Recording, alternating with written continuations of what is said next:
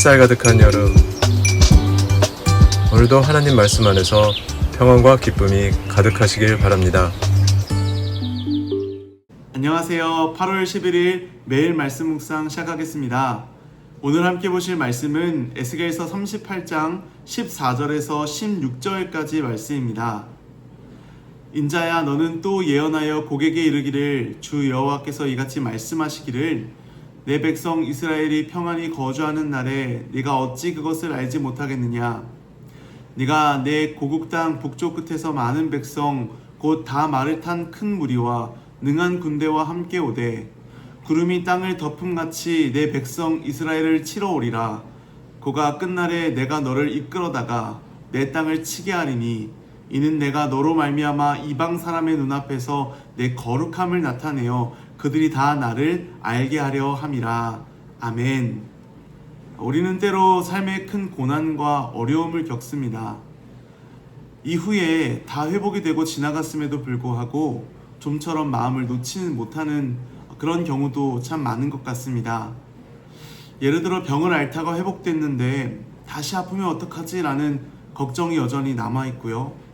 어렵게 회복된 관계가 또 깨어지면 어떡하지? 라는 불안도 있습니다.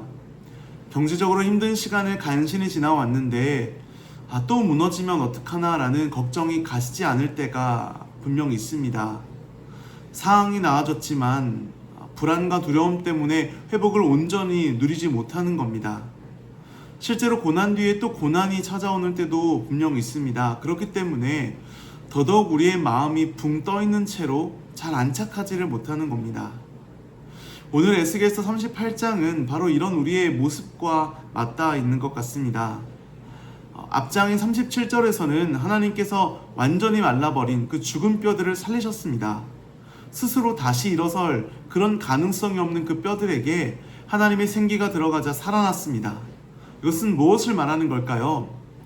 바벨론 포로 가운데서 모든 걸 잃어버렸던 그 자기 백성을 하나님께서 이처럼 다시 살리시고 회복시키시겠다라는 말씀입니다.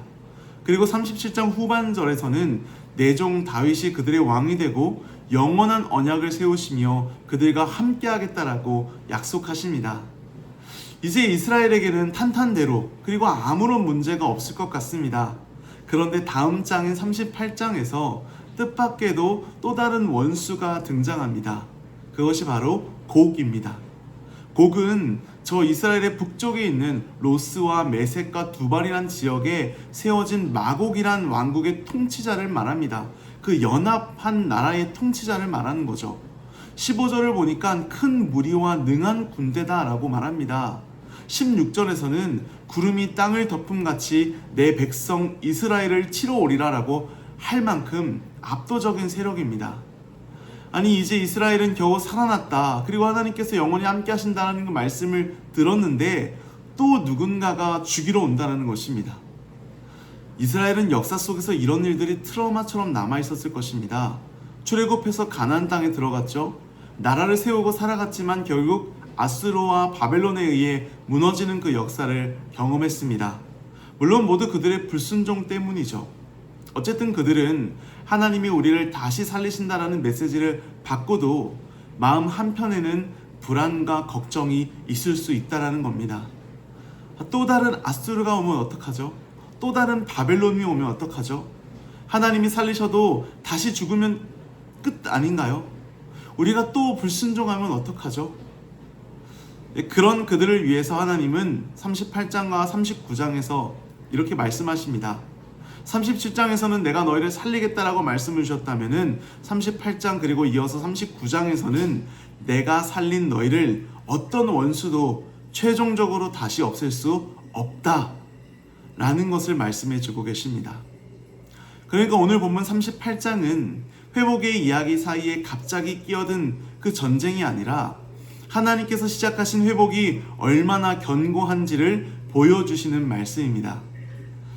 근데 우리가 본문을 읽다 보면 조금 마음에 걸리는 말씀이 나옵니다. 16절에 구름이 땅을 덮음같이 내 백성 이스라엘을 치러 오리라. 고가 끝날에 내가 너를 이끌어다가 내 땅을 치게 하리라.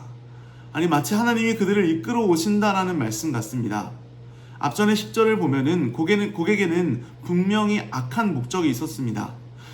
악한 꾀를 내서 이스라엘을 노략하고 빼앗기 위해서 그 자기 욕망에 따라 움직였죠. 그런데 오늘 16절 말씀에서는 하나님이 내가 이끌어다가 내 땅을 치게 하리라 라고 말씀합니다. 이게 어떤 의미일까요? 이것은 악한 자들이 실제로 계획하고 움직인다라고 할지라도 그 악이 하나님의 주권 밖에서 독립적으로 움직일 수 없다라는 것입니다.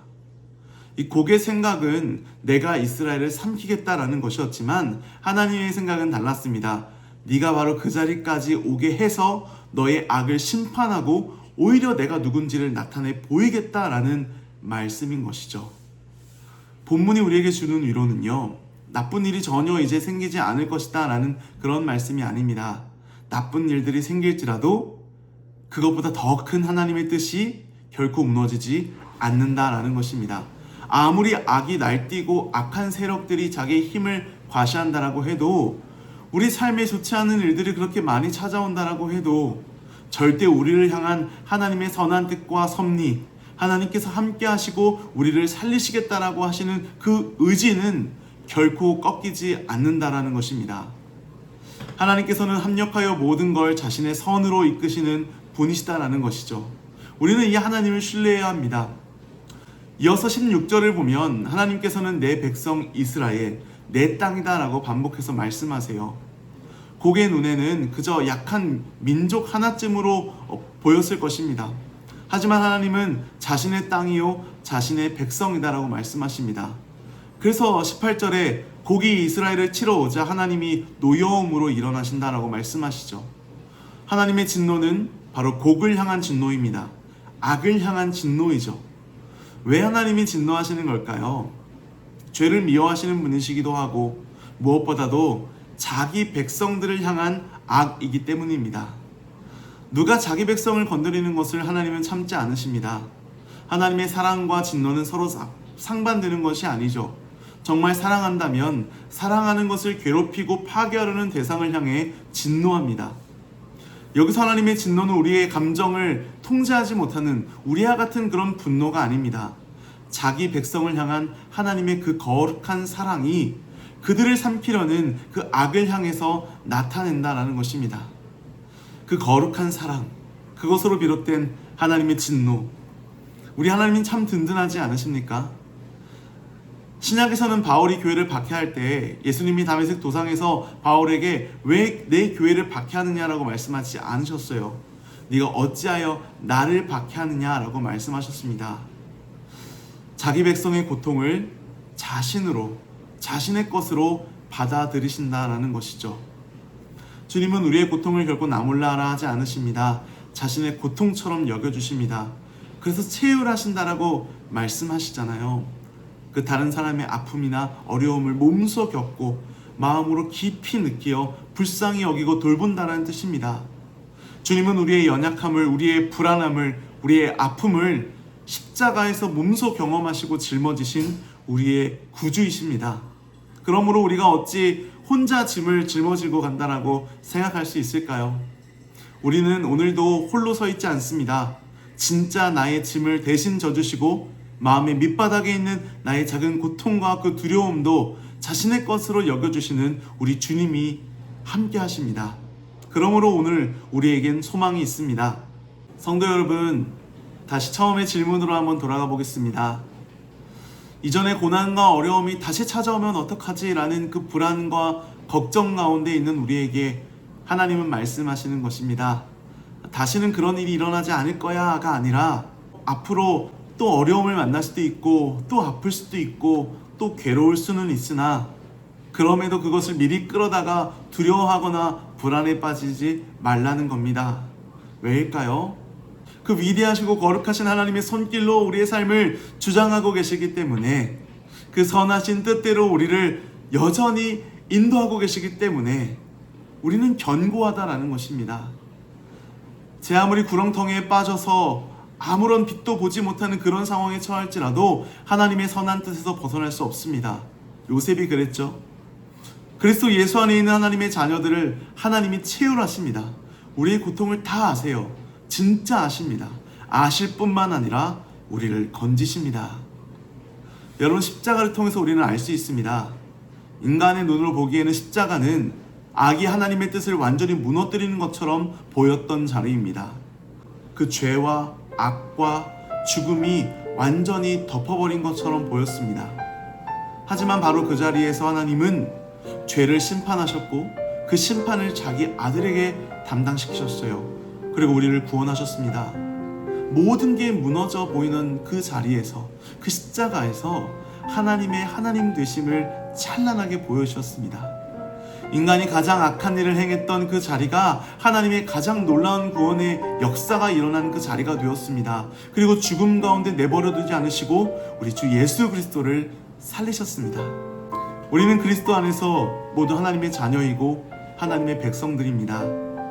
우리를 볼 때 하나님의 것으로 하나님은 바라봐 주십니다. 뗄래야 뗄 수 없는 존재들로 보십니다. 그래서 우리의 고통은 우리의 것만이 아닙니다. 하나님도 우리의 고통에 아파하세요. 이 말은 죄와 심판과 악과 죽음이 더 이상 우리에게 마지막을 선고할 수 없다라는 뜻입니다.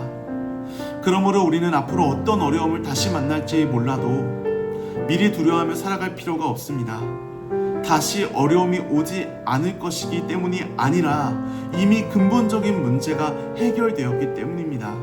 어떤 환난도, 어떤 고통도, 어떤 고난도 그리스도 안에 있는 우리를 향한 하나님의 사랑에서 끊을 수 없습니다. 심지어 나조차도요.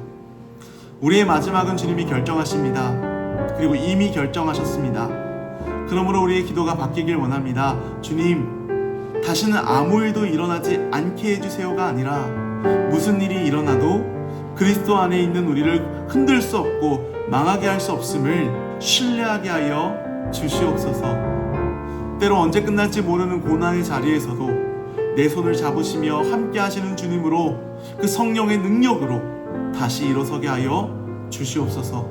오늘도 하나님은 우리의 하루를 써내려 가십니다. 주 안에서 오늘의 평안과 기쁨을 누리시는 우리 모두가 되기를 간절히 축원합니다. 기도하겠습니다. 고난이 찾아오고 또 이어 고난이 찾아올까 우리는 조마조마하고 두려워합니다. 주님, 그럼에도 불구하고 나를 살리시고 나를 구원하신 그 주님의 사랑이 결코 끊어지지 않음을 신뢰합니다. 그리고 하나님의 선하신 뜻이 여전히 나의 삶을 지탱하고 계시고 그 견고한 주님의 반석 위에서 오늘도 주님께서 살아가게 하시는 줄을 믿습니다. 아버지 하나님, 오늘도 주님을 의지하며 오늘 하루 평안과 기쁨으로 하루를 보낼 수 있도록 역사하여 주시옵소서. 감사드리며 예수님의 이름으로 기도합니다. 아멘. 화요일 기도 제목 놓고 함께 기도하겠습니다. 담임 목사 외 교역자들의 가정과 사역을 위해 기도해 주시길 바랍니다. 소명감과 사명감으로 말씀을 준비하고 맡겨진 사역을 잘 감당하도록 가정과 자녀들을 지켜주시기를 기도해 주시기 바랍니다. 화요 중보기도 모임을 위해서 기도하실 때 교회의 영적 동력이 되어 부흥의 초석이 되는 모임이 되도록, 또한 참여자들의 성결함과 기도의 은혜를 주시기를 함께 기도해 주시길 바랍니다.